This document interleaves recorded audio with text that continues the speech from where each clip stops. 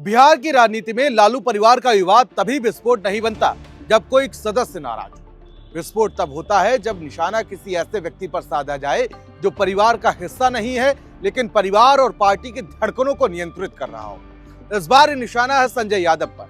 तेजस्वी यादव के सबसे विश्वसनीय, सबसे करीबी और सबसे प्रभावशाली रणनीतिकार, जिसका नाम अब सीधे लालू परिवार की टूटन में केंद्र में आ गया है। चुनावी नतीजों के झटके के बीच रोहिणी आचार्य, लालू की वही बेटी जिन्होंने लालू यादव को अपनी किडनी तक डोनेट कर दी थी, रोहिणी आचार्य ने जैसे ही कहा कि संजय और रमीज ने मुझे परिवार से अलग करवाया, तेजस्वी उन्हीं की लाइन पर चल रहे हैं, जिम्मेदारी कोई लेने को तैयार नहीं है। बिहार की रणनीति में हलचल सी मच गई। ये पहली बार नहीं था जब संजय यादव पर उंगली उठी, लेकिन पहली बार ये आरोप परिवार के भीतर से लगा है, और वो भी इतने सार्वजनिक तरीके से।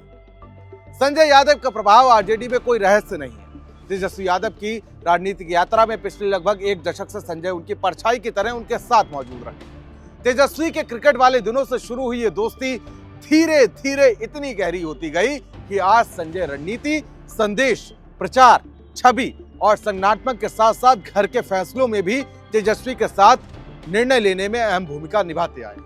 लोग उन्हें तेजस्वी का ब्रेन कहते हैं। कई नेता तो सीधे कहते हैं तेजस्वी से ज्यादा निर्णय तो संजय लेते हैं। 2020 का चुनाव संजय यादव के उभार की एक नींव, 10 लाख नौकरियों का वादा एक मास्टर स्ट्रोक साबित हुआ, जिसने तेजस्वी को रातों रात युवाओं का नायक बना दिया। उसी चुनाव के बाद संजय की भूमिका इतनी मजबूत हो गई कि पार्टी के कई वरिष्ठ नेताओं को भी किनारे लगा दिया गया, और राज्यसभा जहां संजय यादव को भेजना आरजेडी के भीतर की शक्ति संतुलन को नई परिभाषा था।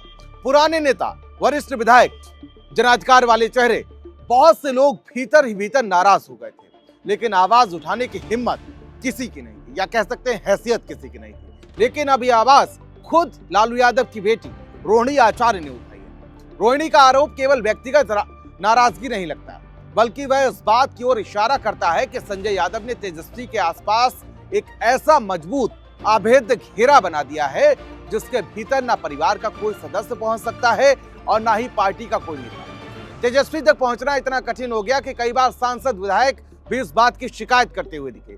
फोन उठाते नहीं, जवाब नहीं मिलता, फैसला नहीं पूछा जाता। तेजस्वी यादव की सबसे बड़ी कमजोरी यह है कि उन्होंने खुद को एक छोटी, बेहद प्रभावशाली टीम के हवाले कर दिया, जहां सबसे ऊपर केवल एक ही नाम है, संजय यादव।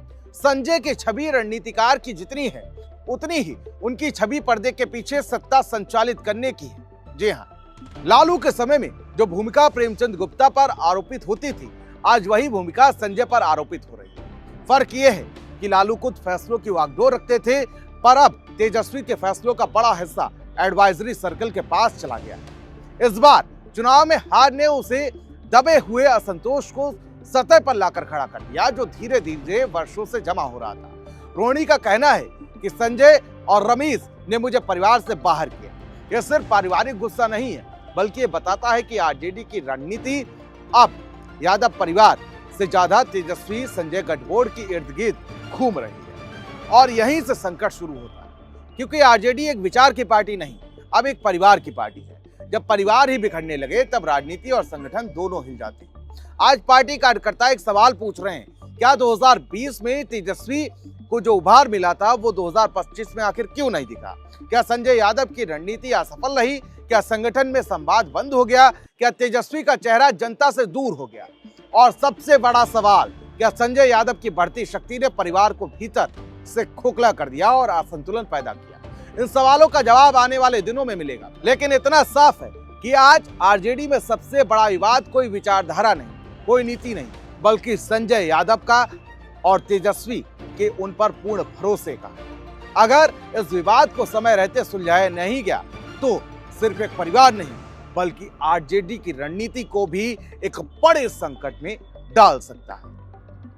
आप हमारी इन बातों से कितना ताल्लुक रखते हैं, और साथ ही साथ आपको क्या लगता है कि क्या बिहार चुनाव ने आरजेडी को पूरी तरह से तोड़कर रख दिया है, या सिर्फ एक परिवार की पार्टी होने के नाते संजय का इसमें ज्यादा प्रभाव क्या आरजेडी को उभार दे पाएगा, और आने वाले अगले चुनाव में यानी कि 2030 में जो चुनाव होगा उसमें आरजेडी बेहतर परिणाम ला पाएगी, या इससे भी गिरे दिनों में जाएगी? कमेंट बॉक्स में हमको आपकी राय का इंतजार रहेगा। तब तक के लिए मुझे दीजिए इजाजत। नमस्कार।